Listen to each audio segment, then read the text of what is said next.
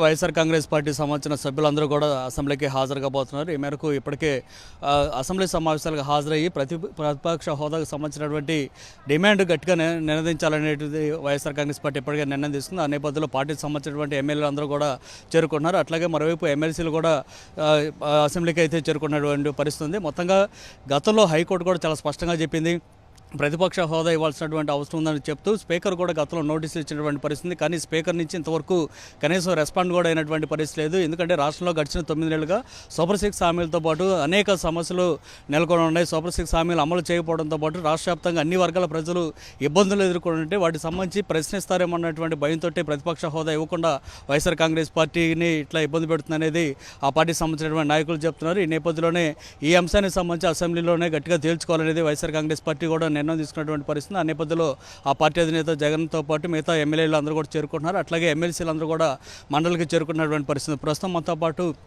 మాట్లాడడానికి ఎమ్మెల్సీ వరద కళ్యాణ్ ఉన్నారు. మేడం, ఈ ప్రధానంగా ఈరోజు ఏ డిమాండ్ మీ పార్టీ చేయబోతుంది, ఏ అంశాల గురించి అసెంబ్లీలో చర్చించబోతున్నారు? యాక్చువల్గా ఈరోజు గవర్నర్ గారి ప్రసంగం ఉందండి. మేము మా వైఎస్ఆర్ కాంగ్రెస్ పార్టీకి అసెంబ్లీలో ప్రధాన ప్రతిపక్ష హోదా అడగబోతూ ఉన్నాం. ఇది చాలా న్యాయబద్ధమైన కోరిక. ఎందుకంటే ఉన్నవి 4 పార్టీలు, అందులో 3 అధికార పక్షంలో ఉన్నాయి. సో మిగిలింది మా పార్టీ ఒకటే. కాబట్టి ఖచ్చితంగా ప్రతిపక్ష హోదా ఇవ్వాల్సిన అవసరం ఎంతైనా ఉంది. అసలు దేశంలో ఎక్కడైనా ఏ అసెంబ్లీలో అయినా ప్రతిపక్షం అనేది లేకుండా ఉంటుందా? గతంలో బీజేపీకి ఢిల్లీలో 3 సీట్లు ఉంటే ఇచ్చారు కదా ప్రతిపక్షం. ఆ ప్రతిపక్ష హోదా అనేది ఇవ్వడం జరిగింది. ప్రతిపక్ష హోదా అనేది ఇస్తే మాట్లాడే సమయం, ప్రతిపక్ష నేతకు మాట్లాడే సమయం ఒక హక్కుగా వస్తుంది. ప్రజల సమస్యల మీద ప్రశ్నించవచ్చు, ప్రజల సమస్యల మీద నిలదీయవచ్చు, అన్ని రకాలుగా మాట్లాడడానికి అవకాశం వస్తుంది. దాన్ని లేకుండా చేయడం కోసం ఈ కూటమి ప్రభుత్వం అధికారంలోకి వచ్చిన దగ్గర నుంచి కూడా ఆ అవకాశాన్ని మా వైఎస్ఆర్ కాంగ్రెస్ పార్టీకి ఇవ్వట్లేదు. దీని మీద మేము హైకోర్టుకు కూడా వెళ్ళడం జరిగింది. కానీ కౌంటర్ పిటిషన్ కూడా స్పీకర్ గారు వేయట్లేదు. అంటే అలా లేట్ చేస్తూ అలా ప్రతిపక్ష హోదా ఇవ్వకుండా చేయడానికి ప్రయత్నిస్తూ ఉన్నారు. ఎందుకంటే 9 నెలలైంది ఈ పార్టీ అధికారంలోకి వచ్చింది, కూటమి ప్రభుత్వం అధికారంలోకి వచ్చింది. పూర్తిగా ప్రజల్లో ఎంతగా బ్యాడ్ అవ్వాలో అంత బ్యాడ్ అయ్యారు. ఎందుకంటే ఓట్లేసిన ప్రజలే, నిరుద్యోగులే తమ చెప్పులతో తాము కొట్టుకుంటూ ఇలాంటి ప్రభుత్వానికి ఎందుకు ఓట్లేసాం దేవుడా అని బాధపడేట్టుగా వీళ్ళు పరిపాలించారు. ఇచ్చిన హామీలు ఏ ఒక్కటి నెరవేర్చలేసారు కదా. ధరలు విపరీతంగా పెంచేశారు.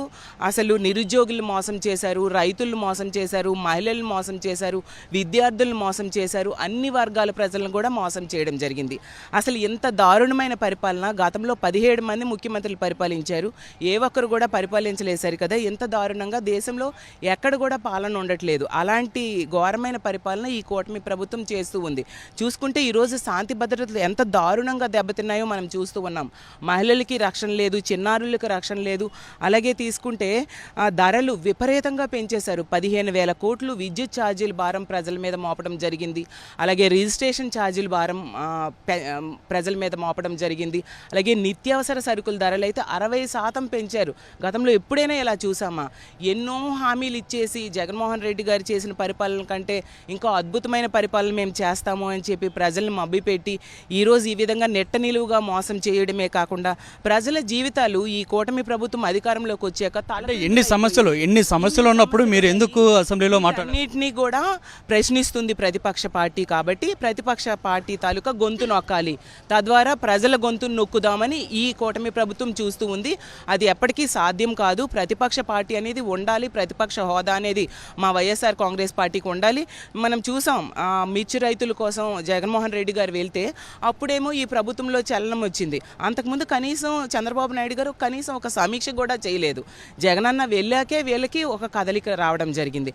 అలాగే ఎక్కడైనా అత్యాచారమో హత్యో మహిళల మీద జరిగినప్పుడు జగన్మోహన్ రెడ్డి గారు వెళ్ళడమో, జగన్మోహన్ రెడ్డి గారు కాంపన్సేషన్ ప్రకటించడమో జరిగితేనా వీళ్ళలో చలనం వచ్చి అక్కడ ఈ మంత్రులు పరామర్శకు వెళ్తారు తప్ప లేకపోతే పట్టించుకునే దాఖలాలు లేవు. కాబట్టి ప్రతిపక్షమైన మేము, మా అధినేత మాట్లాడడము అనే హక్కు సమయం రావాలి అంటే ఖచ్చితంగా ప్రతిపక్ష హోదా అనేది వైఎస్ఆర్ కాంగ్రెస్ పార్టీకి ఇవ్వాలి.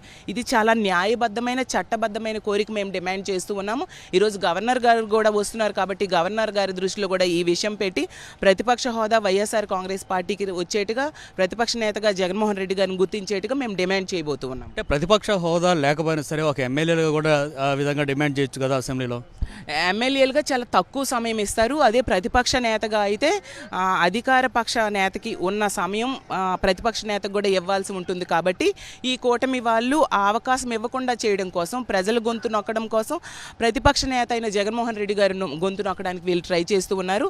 కానీ వైఎస్ఆర్ కాంగ్రెస్ పార్టీ ఎప్పుడు కూడా ప్రజల తరపున పోరాడే పార్టీ.